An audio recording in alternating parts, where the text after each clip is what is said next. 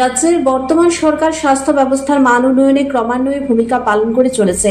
বিশেষ করে রাজ্যের মুখ্যমন্ত্রী প্রফেসর ডক্টর মানিক সাহা ব্যক্তিগত স্তরে উদ্যোগ গ্রহণের মধ্য দিয়ে বিভিন্নভাবে স্বাস্থ্য ব্যবস্থার মান উন্নয়নে যেমন ভূমিকা পালন করেছে, ঠিক একই রকম ভাবে এই রাজ্যের নানা স্তরের কর্মপ্রত্যাশীদের কর্মসংস্থানের ব্যবস্থা করছে।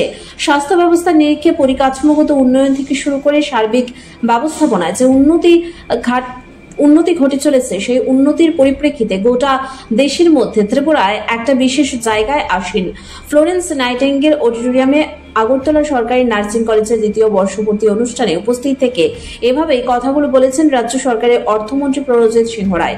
এখানে উল্লেখ করা প্রয়োজন, ত্রিপুরাবাসীর দীর্ঘদিনের স্বপ্ন এই নার্সিং কলেজের দ্বিতীয় বর্ষ উদযাপন উপলক্ষে আইজিএম হাসপাতাল কমপ্লেক্সের আজকের এই অনুষ্ঠানে অর্থমন্ত্রী ছাড়াও স্বাস্থ্য দপ্তরে উল্লেখিত কথাগুলো বলা ছাড়াও অর্থমন্ত্রী আশা প্রকাশ করেন আগামী দিনে এই প্রতিষ্ঠান থেকে ছাত্রছাত্রীদের প্রকৃত অর্থের সমাজ সেবাতে ব্রতী হবে। এই অনুষ্ঠান ঘিরে উপস্থিত সকলের মধ্যে দারুণ ইতিবাচক তৎপরতা পরিলক্ষিত হয়। এদিন এখানে গভর্নমেন্ট নার্সিং কলেজের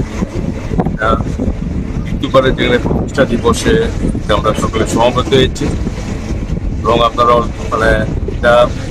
জানেন সকলে যে রাজ্যের স্বাস্থ্য পরিষেবা সর্বোচ্চ স্তরে সমস্ত সেক্টরের দিক দিয়ে ডেভেলপমেন্ট করা যায়, তার জন্য আমাদের রাজ্যের জনপ্রিয় মুখ্যমন্ত্রী প্রফেসর ডক্টর মানিক সাহের নেতৃত্বে এখানে এই রাজ্যের সমস্ত দিক দিয়ে স্বাস্থ্য পরিষেবাকে উন্নত করার জন্য চেষ্টা আমাদের চালিয়ে যাচ্ছে আমাদের সরকার।